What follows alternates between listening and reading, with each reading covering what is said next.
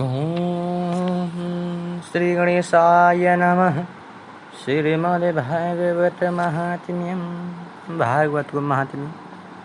ओम नमो भगवते वासुदेवाय। वंशी विभूषितकरान्नमनीरदाभात् पीताम्बरवरुणबिम्बफलाधरुष्टात् पूर्णेन्दुसुन्दरमुखान्दरबिन्दनेत्रात् कृष्णात् परं किमपि तत्त्वमहं न जाने। अथ प्रथमोऽध्यायः। ये महात्म्य है ये।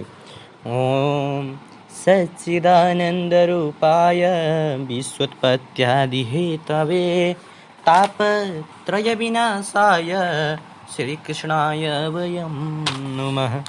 यं प्रव्रजन्तमनुपेतमपेतकृत्यं द्वैपायनो विरहकातराजुहाव पुत्रेति तन्मयतया तरवोऽभिनेदु स्तं सर्वभूतहृदयं मुनिमानतोऽस्मि। नैमिके सुतमासीनामवाद्यमहामतिं कथामृतरसस्वाद कुशलः शौनको ब्रवीत्। ॐ शौनकुवाच अज्ञानान्ध्वान्तविध्वंस कोटिसूर्यसमप्रभ श्रुताख्यैकथासारं मम कर्णरसायनं भक्तिज्ञानं विरागाप्तो विवेको वर्तते महान् माया मोहनिरासश्च वैष्णवै क्रियते कथम् इह घोरे कलौ प्रायो जीवश्च सुरतां गतः क्लेशाक्रान्तश्च तस्यैव शोधने किमवपरायणम् श्रियसां यद्भिर्वेच्छेय पावनानं च पावनं कृष्णप्राप्तिकरं शाश्वतसाधनं तद्वदाधुना चिन्तामणिर्लोकसुखं सुरुद्रो स्वर्गसम्पदं प्रियच्छते गुरुप्रीतो वैकुण्ठं योगिदुर्लभं। श्रुत उवाच प्रीति शौनकचित्ते ते ह्यति वाच्मि विचार्य च सर्वसिद्धान्तनिष्पन्नं संसारभयनाशनम् भक्त्यवर्धनं यच्च कृष्ण सन्तुकहेतुकं तदहं तेऽभिदास्यामि सावधानतया शृणु। कालव्यालमकाग्रासत्रासनिर्णासहेतवे श्रीमद्भागवतं शास्त्रं कलौ कीर्णभाषितम् यतस्माद् परं किञ्चिन्मनः शुद्धै न विद्यते जन्मान्तरे भवति पुण्यं तदा भागवतं लभेत्। परीक्षिते कथां वक्तुं सवायं संस्थिते सुखे सुधा कुम्भं गृहीत्वैव देवास्तत्र समागमन् सुखं नत्वा वदन् सर्वे स्वकार्यकुशलासुरा कथाश्रुतं पर्यच्छस्व गृहीत्वैव सुधामिमाम्। एवं विनिमये जाते सुधाराज्ञा प्रपीयतां प्रपास्यामो वयं सर्वे श्रीमद्भागवतामृतं। क्व सुधा क्व कथा लोके क्व कच क्व मणिर्महान् ब्रह्मरातो विचार्यैवं तथा देवाञ्जः सः अभक्तां स्थांस वैज्ञाय न ददौ स कथामृतं श्रीमद् भागवती वार्ता सुराणामपि दुर्लभा। राज्यमोक्षं तथा वीक्ष्य पुरा धातापि विस्मितः सत्यलोके तुलां बद्ध्वा तुलयात् साधनान्यज लघुन्यन्यानि जातानि गौरवेण इदं महत् तदा ऋषिगणाः सर्वे विस्मयं परमं ययुः मेनिरे भगवद्रूपं शास्त्रं भागवतं चितौ पठनात् श्रवणात् सद्यो वैकुण्ठफलदायकं सप्ताहश्रवणनैव सर्वथा मुक्तिदायकं सनकाद्यैः पुरा प्रोक्तं नारदाय दयापरै यद्यपि ब्रह्मसम्बन्धच्छ्रुतमृत्सुरसर्षिणा सप्ताह श्रवणविधि कुमारैस्तस्य भाषित। हजुरलाई मैले ढिलो बुझेको ढिला संस्कृत पढेछु ताकि हजुरले ढिलो अक्षर हजुरले श्रवण गर्न सकुन्। ओम शौनक उवाच लोकविग्रहमुक्तस्य नारदस्य स्थिरस्य च विधिश्रवे कुतः प्रीति संयोग कुत्र तैः। श्रुत उवाच अत्र ते कीर्तयिष्यामि भक्तियुक्तं कथानकं सुखेन मम यत्प्रेक्तं रहस्यं विचार्य च। एकदा तु विशालायां चत्वार ऋषयो मला सत्संगार्थं समायाता ददृशुस्तत्र नारदम् ओम कुमारवाच कुमारौचु कथं ब्रह्माण्डेन मुख कुतश्चिन्तातरो भुवान् त्वरितं गमते कुत्र कुतश्चागमनं तव इदानीं शून्यचित्तोऽसि गताभित्तो यथा जन तवेदं मुक्तसंज्ञस्य नोचितं वद कारणं नारदवाच अहं तु पृथिवीं यातो ज्ञात्वा सर्वोत्तमामिति पुष्करं च प्रयागं च काशीं गोदावरीं तथा हरिक्षेत्रं कुरुक्षेत्रं श्रीरङ्गं सेतुबन्धनम् एवमादिषु तीर्थेषु भ्रममाण इतस्तत नापश्यामि कुत्रचित् शर्म मनसन्तोषकारकं कलिना धर्ममित्रेण धारयें वादिनाधुना सत्यं नास्ति तपः शौचं दया दानं न विद्यते उदरं भरिणो जीवावारकुटभाषिणं मन्दासुमन्दमतयो मन्दभाग्यहृद्रुता पाखण्ड निरता सन्तो विरक्ता सपरिग्रह तरुणे प्रभुता गेहे श्यालको बुद्धिदायक कन्या विगृह्यो लोभाद्यम्पतीनां च कल्कनम् आश्रमाय वनो रुद्रास्ति तीर्थानां शरीरस्तथा देवतायन नत्रत्र दुष्टैर्नष्टान्ति भूरिशा न योगेनैव सिद्ध्यो वा न ज्ञानी सत्क्रियो नर कलियदावनलेनाद्य साधनं भस्मतां गतम् अत्यशूला जनपदः शिवशूला द्विजिताय कामुन्यकिशशूलिन्या सम्भुवन्ति कलाभिः एवं पश्यन् कलिर्दृश्यन्त पर्यटनं वनीमहं यामुनं तत्पापन्नो यत्र लीला हरिरभूत् तत्राश्चर्यमयां दृष्ट्वा श्रूयतां तन्मुनीश्वर एका तु तरुणी तत्र निश्चण्डा खिन्नमानसा वृद्धौ पतितौ पार्श्वनिस्वन्ता वचिनतनौ शश्रुहन्ति प्रबोधन्ति रुदितो च तयो पुरा दश दिक्षु निरच्छन्ति रक्षितारं निजवो प्रभु विद्यमानसतस्त्विर्धर्मानर्मुहुर्मुहुः दृष्ट्वा दूरात् गतः सोऽहं कौतकेन तदन्तिकं मां दृष्ट्वा चोदिता बाला व्यूहाला सा ब्रवीद्वसा ॐ बालोवाच भो साधु क्षणं तिष्ठ मचिन्तामपि नाशये दर्शनं तव लोकस्य सर्वथा हरं परं बहुधा तव वाक्येन दुःखशान्तिर्भविष्यति यदा भाग्यं भवति भूरि भवतो दर्शनं तदा नारदवाच काशी त्वं कविमोचिव नार्यका पद्मलोचना वद देवी सविस्तारं स्वस्य दुःखस्य कारणं बालुवाच अहं भक्तिरिति ख्याता इमौ मे तनयो मतौ ज्ञानवैराग्यनामानौ कालयोगेन जर्जरौ गङ्गाद्य सरिस्तेमि मेत्सर्वार्थसमागता तथापि न च मे श्रेयसेविताय सुरैरपि इदानीं शृणुमद्व्यर्थां सचेतस्तं तपोधन वार्ता मे विगताप्यस्ति तं श्रुत्वा स्वीकमावह उत्पन्नं धर्मिणी साहं वृद्धिकर्णाटके गता क्वचित् महाराष्ट्रे गुरुजरे जीर्णता गता तत्र घोरकलेर्योगात् खण्डै खण्डिताङ्ग दुर्बलाहं चिरं याता पुत्राभ्यं सम्मन्दताम्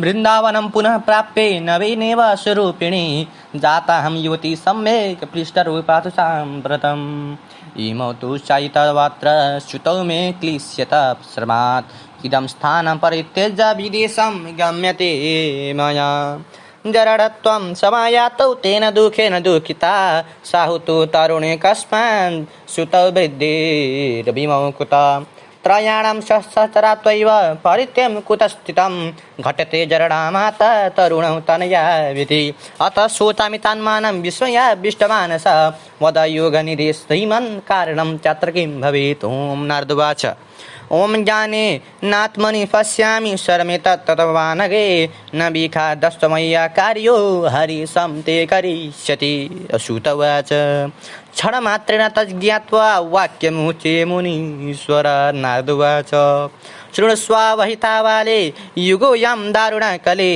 तेन लुप्ता सदाचार्यो योगमार्गस्तपांसि च जनाघार सूर्यान्ते साठे दुःखकर्मणे कारणे यसन्तु विषीदन्ते प्रहृष्यन्ति साधव धत्ते धैर्यं तु यो धीमान् साधीरा पण्डितो धव अस्पृश्यान्नलवलोक्येयं शीर्षभारकरीधरा वर्षे वर्षे कर्म जातं मङ्गलं नापि दृश्यते न त्वमेव सुते साकं कोऽपि पश्यन्ति साम्प्रतम् उपेक्षितानुरागान्धैर्जधरत्वेन संचिता वृन्दावन च संयोगा योगात् पुनस्त्वं तरुणी नगा धन्यं वृन्दावनं तेन भक्तिर्नृत्यन्ति यत्र च अत्रेमो ग्रहभावन्नाञ्चरमपि मुञ्चत किञ्चिदात्मसुखेनेह प्रसुप्तिर्मन्यते नयो।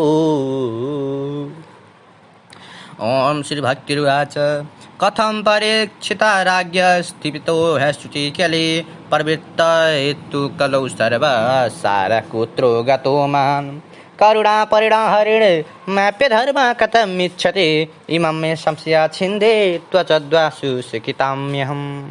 ॐ नारदुवाच यदि पृष्टोस्त्वया बाले प्रमितश्रवणं कुरु सर्वं वक्ष्यामि ते भद्रं कस्मलं ते गमिष्यति यदा यदा मुक्तोऽन्ति भगवान् क्षं त्वक्ता स्वपदं गता तद्दिनात् कलिरायात सर्वसानधमाधव। ॐ दृष्टो दृष्टो दिग्विजयो राज्ञा दीनवत्सलं गत न मायमारणयस्य सारङ्गैव सारभूक् यत्फलं नास्ति तपसा न योगेन समाधिना तत्फलं लभते सम्यक् कलौ केशवकीर्तनात् एकाकारं कलिं दृष्ट्वा सारवत्सलारिशं विष्णुरातस्थापितान् कलिजानं सुगाय च कुकर्माचरणास्कारं सर्वतो निर्गतोऽधुना पदार्थसंहितां भूमौ विजिहीनं च यत्तथा विप्रैर्भागवते यावत् विप्रैर्भागवते वार्ता गेहे गेहे जने जने कारिता कळलोभेन कथा सारस्तसुगत अत्युग्र भूरि कर्माणो नास्तिकारौरजना तेऽपि तिष्ठन्ति तीर्थेषु तीर्थसारस्ततोगत क्राम क्रोधो महालोभेतृष्णाभ्यकुलचेतसा तेऽपि तिष्ठन्ति तपसि तपसारस्ततो गत मनसाश्रालयो भाद्य भात्पाखण्ड संशयात् शास्त्रानभ्यसनश्चैव ध्यानयोगफलं गतम् पण्डितास्तु कलेत्रेण रमन्ति महिषा इव पुत्रस्योत्पादने दक्षा मुक्तिसाधने न हि विष्णवता कुत्र सम्प्रदाय पुरःसुरा इवं प्रालयत प्राप्तो वस्तु सारस्थले स्थले अयं तु योगधर्मो हि वर्तते कचिद्दूषणम् अतस्तु पुण्डरीकाक्ष सहते निकटे स्थितः श्रुत उवाच इति तद्वचनं श्रुत्वा विस्मयं परमं गता भक्तिरुचे वचो भूया श्रेयसूर्यतां तच शौनक श्रीभक्तिरुवाच सुरार्षे तं धन्योऽसि मद्वगेन समागता साधूनां दर्शनं लोके सर्वसिद्धिकरं परं जयति जगति मायां यस्य कायाधवस्ते वचनरचरमोकं केवलं चाकलय्ये ध्रुवपदमपि यातो यत्कृपातो ध्रुवोऽयं सकलकुशलपात्रं ब्रह्मपुत्रं नतास्मि। श्रीपद्मपुराणे उत्तरखण्डे श्रीमद्भागवत महात्म्यं भक्तिनारदसमागमो नाम प्रथमोऽध्याय। अब मैले हजुरलाई नेपालीमा पनि हजुरलाई अर्थ बुझाउँछु नेपालीमा बुझाउँछु मैले हजुरलाई। जगतको उत्पत्ति स्थिति र विनाशका कारण आध्यात्मिक आदि दैविक तथा आदि भौतिक यी तीनै प्रकारका पापको विनाश गर्ने सच्चिदानन्द स्वरूप भगवान श्री कृष्णलाई हामी नमस्कार गर्दछौँ। यज्ञ पवित्र संस्कार समेत हुन नपाउँदैमा सुखदेवजीले लौकिक वैदिक सब प्रकारका कर्मलाई त्यागेर एक्लै वनतिर लाग्दा घेरे उहाँको पिता महर्षि द्वैपायनले पुत्र विरहले व्याकुल परी ए छोरा तिमी कहाँ जान लाग्यौ भनेर चिच्याउनु भयो। त्यस बेला सुखदेवजीको तर्फबाट त्यहाँको रुखहरूले उत्तर दिए। यस घटनाबाट उहाँ सम्पूर्ण प्राणीको हृदयमा आत्माको रूपले विराजमान हुनु रहेछन् भन्ने सिद्ध हुन्छ। यस्ता ब्रह्ममय महामुनि सुखदेवलाई म नमस्कार गर्दछु। एकचोटि हरिक कथा रूप मृत रसको स्वाद लिनमा निपुण भएका शौनक मुनिले नैमिषारण्य क्षेत्रमा व्यासासनमा बसेका परम बुद्धिमान सुतजीलाई नमस्कार गरेर उनीसित सोध्नुभयो। शौनक मुनिले भन्नुहुन्छ याज्ञ रूप अन्धकारले नष्ट गर्नका लागि करोडौँ सूर्य समानको कान्ति धारण गर्ने हे सुतजी, यस समयमा मेरो कानलाई अमृत समान लाग्ने कुनै सार गर्भित कथा सुनाउनुहोस्। भक्ति ज्ञान र वैराग्यद्वारा प्राप्त भएको विवेकको अधिक वृद्धि कुन उपायले हुन्छ? विष्णु भगवानका भक्तहरूले कसरी माया जनित मोहलाई दूर गर्न सक्दछन्? कृपा गरी हामीलाई बताउनुहोस्। यो घोर कलियुगमा रजोगुण तमगुणको वृद्धि भएकोले जीव प्रायः आसुरी स्वभावको भइराखेका छन्। कसै कारण नाना प्रकारका आपत्तिले घेरिएका छन्। यो आसुरी स्वभावको सुधार गरेर जीवात्मालाई शुद्ध बनाउने कुन सर्वश्रेष्ठ उपाय हो, सो पनि भन्नुहोस्। हे सुतजी, यस मौकामा हामीलाई सबैभन्दा धेरै कल्याणकारी अन्तःकरणलाई सर्वाधिक पवित्र पार्ने तथा सदाका लागि कृष्ण भगवानलाई प्राप्त गराउने कुनै उपाय बताउनुहोस्। चिन्तामणिले केवल लौकिक सुख दिन सक्दछ, अनेक कल्प वृक्षले स्वर्गीय सुख दिन सक्दछन्। तर गुरुदेव प्रसन्न भएको खण्डमा उहाँले योगीहरूले समेत बडो मुस्किलसँग प्राप्त गर्ने वैकुण्ठ धाम मोक्ष पद समेत दिन सक्नुहुन्छ। सुतजीले भन्नुहुन्छ, हे शौनकजी, तिम्रो हृदयमा भगवान प्रति प्रेम छ, अतएव म आफ्नो मनमा विचार गरेर तिमीलाई जन्म मृत्युको भयलाई नाश गर्ने, भक्तिको वेगलाई बढाउने र कृष्ण भगवानको प्रसन्नताको प्रधान कारण रूप यो सब सिद्धान्तको सार तत्व वर्णन गरेर सुनाउँछु, सावधान भई सुन्नुहोस्। कालरूप भविकराल सर्वको आहार बन्ने भएबाट जीवलाई छुटकारा दिलाउनको निम्ति यस कलियुगमा सुखदेवजीले श्रीमद् भागवत नाम गरेको शास्त्र भन्नुभयो। मनलाई शुद्ध पार्न यो भन्दा ठुलो अरू कुनै साधन छैन। जन्म जन्मान्तरको पुण्यको उदय भएपछि मात्र मानिसले भागवत पुराण सुन्ने मौका प्राप्त गर्दछन्। राजा परीक्षितलाई यो पुराण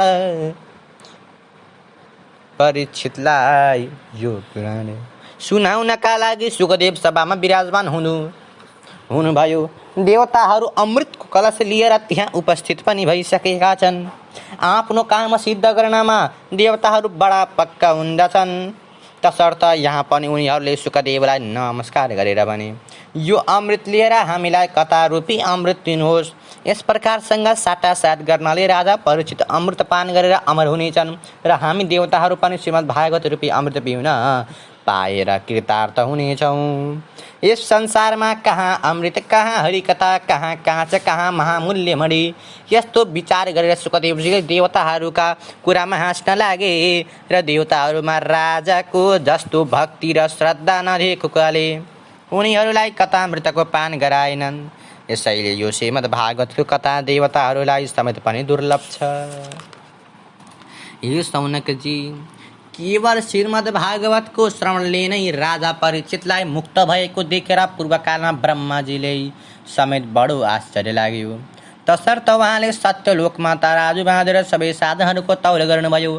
त्यसबेला दान तप व्रत इत्यादि सबै साधन तौलमा हलुका हुन गए र यो श्रीमद् भागवत आफ्नो महत्त्वले सबभन्दा भारी देखियो।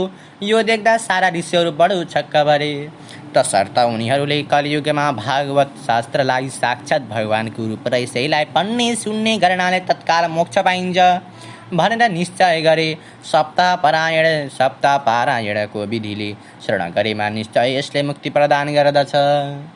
पूर्वकालमा परम दयालु सनकादिहरूले सप्ताह पारायण विधिले यो पुराण सुन्दछन्। पुराण नारदलाई सुनाएका थिए। नारदले पहिले नै ब्रह्माको मुखबाट यो भागवत सुनिसकेका पनि तापनि 7 दिनमा यसको पारायण सुन्ने विधि सनकादिहरूले नै उहाँलाई बताएका हुन्। शौनकजीले सोध्नुभयो, हे सुतजी, नारद त प्रायः सांसारिक झन्झटदेखि परै रहने र कुनै एक ठाउँमा स्थिर भई बस्ने पनि होइनन्। फेरि यस्तालाई सप्ताह पारायण विधिले भागवत शरण गर्ने प्रेम कसरी भयो र सनकादिहरूसित यिनका कुन ठाउँमा भेट भएको हो? ल, सुतजीले भन्नुहुन्छ, अब म यस विषयमा तपाईँलाई एउटा भक्तिपूर्ण इतिहास सुनाउँछु। सुखदेवजीले मलाई आफ्नो प्रधान शिष्य सम्झेर एकान्तमा यो इतिहास सुनाउनु भएको थियो। एकचोटि सनकादि चारैजना पवित्र हृदय भएका महर्षिहरू सत्सङ्गका लागि बद्रीनारायण अन्तर्गत विशालपुरीमा आएका थिए। त्यहाँ उनीहरूले नारदजीलाई देखे। सनकादिले सोधे, हे ब्राह्मण, तपाईँको मुख किन खिन्न देखिएको हो? कुन कुराले चिन्ताले तपाईँलाई ग्रस्त पारेको छ? यस्तो हतार गरेर कहाँ जानु लाग्नुभयो अनि कताबाट पाल्नु भएको हो? सर्वस्व लुटिएको मानिसको जस्तो तपाईँको मन अहिले चञ्चल देखिन लागेको छ। तपाईँ समान विरक्त पुरुषको यस्तो दशा नहुनुपर्ने हो। अतः कृपा गरी आफ्नो चिन्ताको कारण भन्नुहोस्। नारदजीले भन्नुहुन्छ, मनुष्य लोकलाई कर्मभूमि भएकोले सर्वश्रेष्ठ सम्झेर यहाँ आएको थिएँ।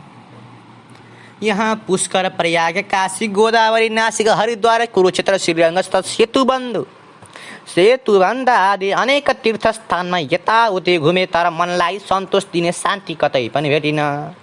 यस समयमा यो सारा पृथ्वीलाई अधर्मको सहायक कलियुगले पीडित गरिरहेको छ। अहिले यहाँ सत्य, तप, शौच, दया, दान आदि केही पनि छैन।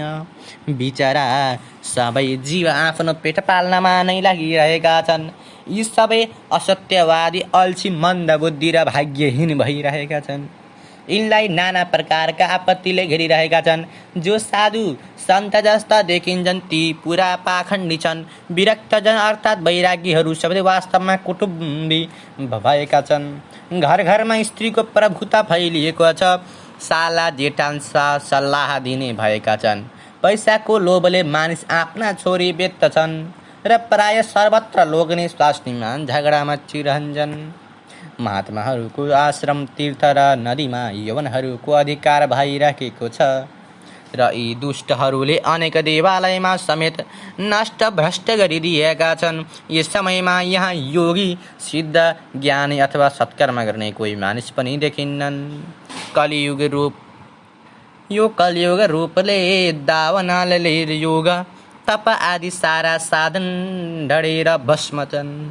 यस कलियुगमा प्राय सबै देशवासी बजारमा अन्न बेच्न लागेका छन्। ब्राह्मणहरू पैसा लिएर वेद पढाउँछन्। स्त्रीहरूले वैश्यवृत्तिलाई आफ्नो निर्वाह गर्न थालेका छन्। यस प्रकारका कलियुगका दोष हृदय पृथ्वीमा भ्रमण गर्दा म यमुना नदीको तीरमा पुगेँ, जहाँ श्रीकृष्ण भगवानका अनेक बाललीला भएका थिए। त्यहाँ मैले देखेको एउटा बडो विचित्र दृश्य तपाईँलाई भन्दछु, सुन्नुहोस्। त्यस ठाउँमा मैले एउटै तरुणीलाई निन्याउरो मुख लाएर बसेको देखेँ। त्यस स्त्रीको नजिकैमा दुईवटा वृद्ध पुरुष अचेत अवस्थामा लामो लामो सास फेरिरहेका थिए। ती तरुणी उनीहरूको सेवामा लागेर कहिले उनलाई होसमा ल्याउने गिर्दथिन्, कहिले उनको अगाडि रुन थाल्दथिन्। बीचबीचमा आफ्नो शरीरको रक्षा गर्ने कोही आउँछ कि भन्ने आशाले ती दसै दिशामा नजर दौडाउँथिन्।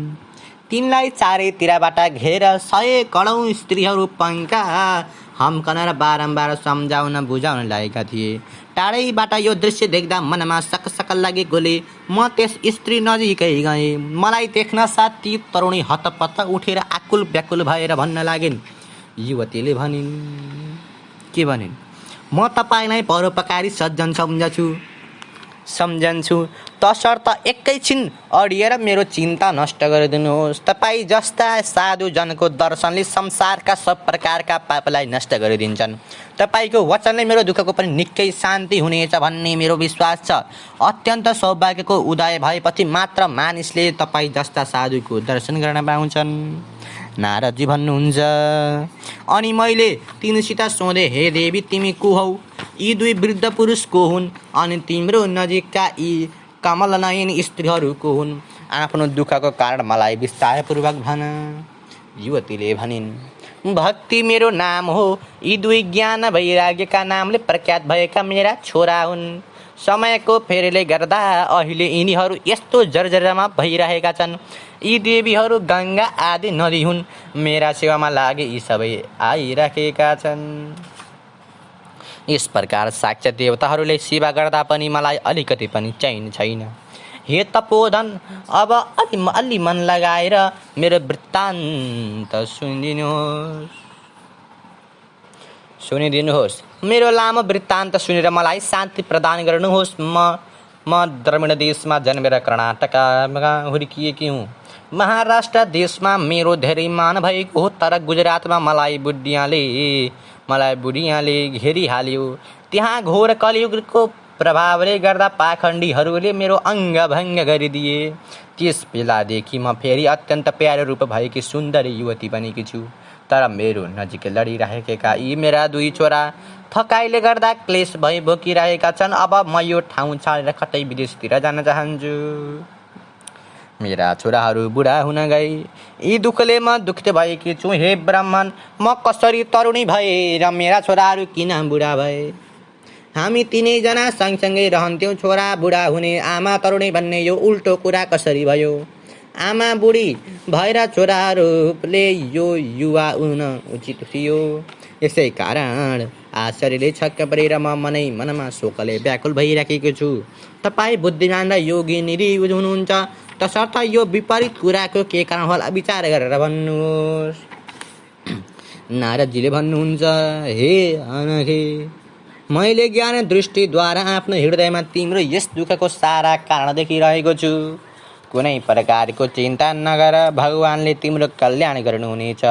सुतजीले भन्नुहुन्छ। एकैछिनमा त्यस दुःखको कारण पत्तो लगाएर मुनिवर नारदले भने। नारदजीले भन्नुहुन्छ, हे देवी, सावधान भएर सुन। यो भयङ्कर कलिकाल हो। यसैले अहिले सदाचार, योग मार्ग एवं तप आदि सबै लुप्त भइसकेका छन्। यस समयमा मानिसहरूको स्वभाव सटता र कुकर्मले गर्दा पापी दैत्यहरूको जस्तो हुन लागेको छ। संसारमा जताततै साधु सज्जनले दुःख भोगिरहेका छन्, तर दुष्टहरूले आनन्द मनाइरहेका छन् देखिन्छ। यस समयमा जसले धैर्य लिन सक्दछ त्यसैले धीर, बुद्धिमान र पण्डित सम्झनु पर्दछ। क्रमशः प्रत्येक वर्ष नै शेखजीको निम्ति पृथ्वी भार असह्य हुँदै रहेको छ। यो कसरी पापले व्यक्त भएको भने यसमा बस्ने कुरा त परिरहोस्, टुलुक्क हेर्ने योग्य पनि छैन।